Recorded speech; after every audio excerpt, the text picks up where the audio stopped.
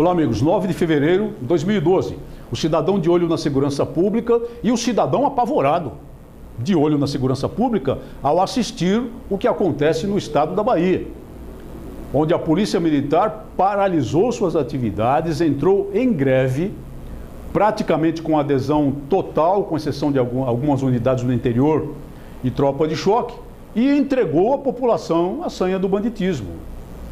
Polícia Militar em greve, para o Código Penal Militar, é motim ou é revolta, são crimes militares muito graves, punidos com penas muito graves. E é claro que é um movimento reivindicatório, que divide opiniões, porque eu seria o último a deixar de reconhecer, e minha luta de quase 2 anos na Câmara Federal exatamente foi no sentido de melhorar essas condições, que o salário dos policiais militares, especialmente no país, é ridículo, é um absurdo, atenta contra a dignidade das pessoas que, com grave risco de vida em todas as partes do país, a todo momento, nos defendem a todos contra a sanha do crime. Grave risco de vida, sim, e pagando frequentemente o preço de sangue de sua dura, de sua difícil profissão. Profissionais, entre os poucos do Brasil, os militares, que ao assumir o seu cargo público, pronunciam um juramento muito sério, que é o juramento de, se necessário, dar a vida em prol das outras pessoas, em prol das instituições, em prol da integridade da pátria. E cumprem esse juramento com muita frequência, como tantas vezes assistimos em São Paulo, no Rio de Janeiro, nos embates contra o crime organizado, mesmo em Minas Gerais e outras partes do país. Paga-se a essa gente um salário de fome. O salário que se paga a um policial militar baiano para preservar a ordem pública com grave risco de vida é ridículo. E, curiosamente, é maior do que aquele que se paga ao policial militar de São Paulo, o estado mais rico da federação, o estado que ainda responde por 33% da riqueza nacional. E os governantes acham que está tudo bem, que está tudo certo. O movimento reivindicatório dessa natureza não se admite porque há uma clara vedação constitucional para os militares. E esses são militares dos estados, assim como eu sou. Essa vedação é de que não é permitida aos militares a sindicalização e não é permitida aos militares a greve. Uma, na verdade, deriva da outra. Quando existe sindicato, necessariamente existe o direito da greve. Aos militares, então, é proibido sindicalizar-se. Não existe sindicato militar. E não existe o direito de greve. Por graves razões fundadas, evidentemente, na ordem pública, na preservação da ordem pública e até mesmo na defesa da pátria. Imagine se fosse possível admitir greve do Exército, greve da Força Aérea, greve da Marinha de Guerra.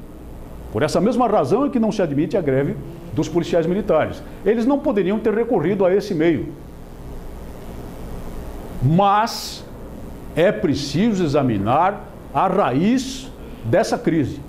E a raiz dessa crise está na irresponsabilidade e na insensibilidade dos governantes, especificamente, muito especialmente, dos governadores dos estados, independentemente de partidos, que mantém a força policial na miséria, apesar dos recursos dos seus estados. Eu deveria lembrar o caso do Rio de Janeiro, que é o pior salário policial do país, onde até pouco tempo ganhava um soldado de polícia militar R$1.000 para levar tiro de fuzil na cabeça todo dia, nos morros. Eu deveria lembrar o caso do Rio Grande do Sul, belo e pujante estado da federação, que até outro dia era o 2º pior salário policial do Brasil. Eu devo, mais uma vez, martelar o caso de São Paulo, o estado mais rico da federação, que tem o 3º pior salário policial do Brasil. É claro que as categorias profissionais precisam ser mais bem remuneradas. O reconhecimento da população em relação a isso já existe há bastante tempo, mas os governantes insensíveis, irresponsáveis, valem-se exatamente do fato de que essas instituições são fortemente hierarquizadas têm de obedecer à hierarquia e à disciplina, estão sujeitas ao Código Penal Militar, e num caso de paralisação ou greve, a pena é por revolta ou por motim, com consequências extremamente graves, não apenas sob o ponto de vista criminal, mas sob o ponto de vista administrativo, que promove imediatamente, rapidamente, de acordo com os processos disciplinares de cada uma das instituições, a perda do cargo público. Não agem para melhorar.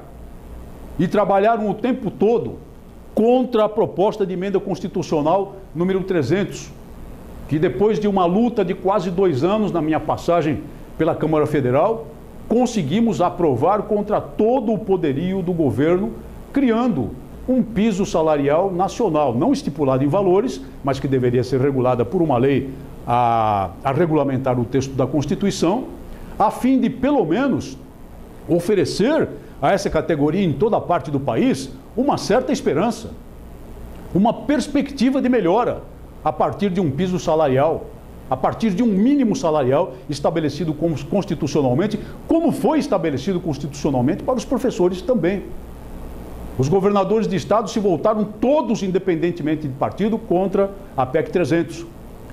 E com o poderio do governo federal, mancomunados com o governo federal, apesar da grande vitória que foi a aprovação em primeiro turno dessa emenda constitucional, conseguiram impedir que ela fosse levada a plenário para votação no segundo turno, violando dessa forma todo o conjunto do poder brasileiro, gravemente a própria Constituição da República, que determina, ordena que emendas constitucionais têm de ser votadas em 2 turnos e, consequentemente, tendo sido votada em primeiro turno, não pode ficar no limbo, não pode ficar na gaveta, não podem ficar esquecidas, não podem ser empurradas com a barriga como está sendo a PEC 300 empurrada com a barriga.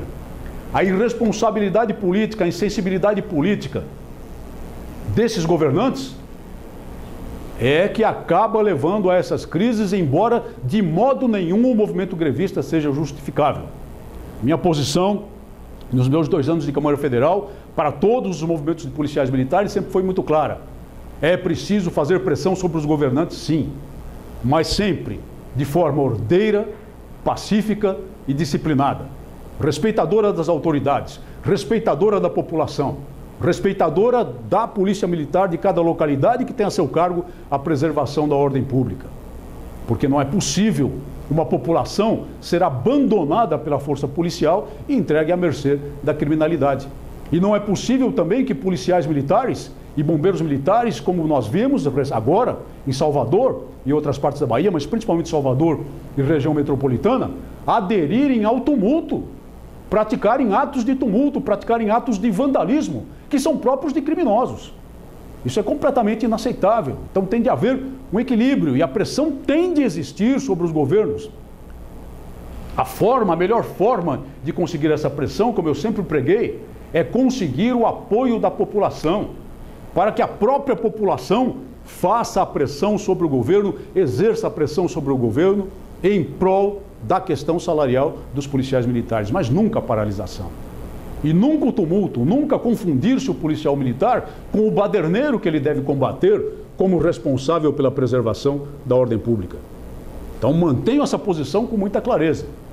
E os políticos irresponsáveis também acabam aprovando leis de anistia, que resultam no fato de que as pessoas que fazem esses movimentos, que executam esses movimentos, ex-policiais militares expulsos ou demitidos, como no caso da Bahia, têm o topete de realizá-lo envolvendo o pessoal da ativa, sob a alegação que circula nos movimentos, que se tudo correr mal, se alguém for demitido ou expulso, se alguém for processado, logo logo o Congresso vota uma lei de anistia e fica tudo limpo. Coisa que nunca deveria ocorrer. Mas foi votada uma lei de anistia no meu tempo da Câmara e foi aprovada contra o meu voto e de mais um só deputado federal de São Paulo nominalmente e com apoio de todos os partidos. Esse conjunto de responsabilidades políticas só pode levar a desgraças e tragédias como essa. E eu, que tenho muitos amigos na Polícia Militar da Bahia, no Corpo de Bombeiros Militar da Bahia, a tradicional Força Pública da Bahia, que até na Batalha do Riachuelo combateu embarcada como fuzileiros navais através do seu 5º Batalhão, exorto-os a encerrar esse movimento, a retornar imediatamente ao trabalho a continuar a dar segurança necessária à população, a eliminar essa crise que opõe o Exército e a Polícia Militar em Salvador e na região metropolitana, esfriar a cabeça e continuar a pressão pelos modos legislativos, lutando pela aprovação da PEC 300. Talvez agora alguém acorde para a necessidade da aprovação dela e retomando o compromisso de prestar serviços à população na sua, que é a nossa, que é a minha, dura, espinhosa, difícil e digna profissão. Muito obrigado por sua atenção e até o nosso próximo programa.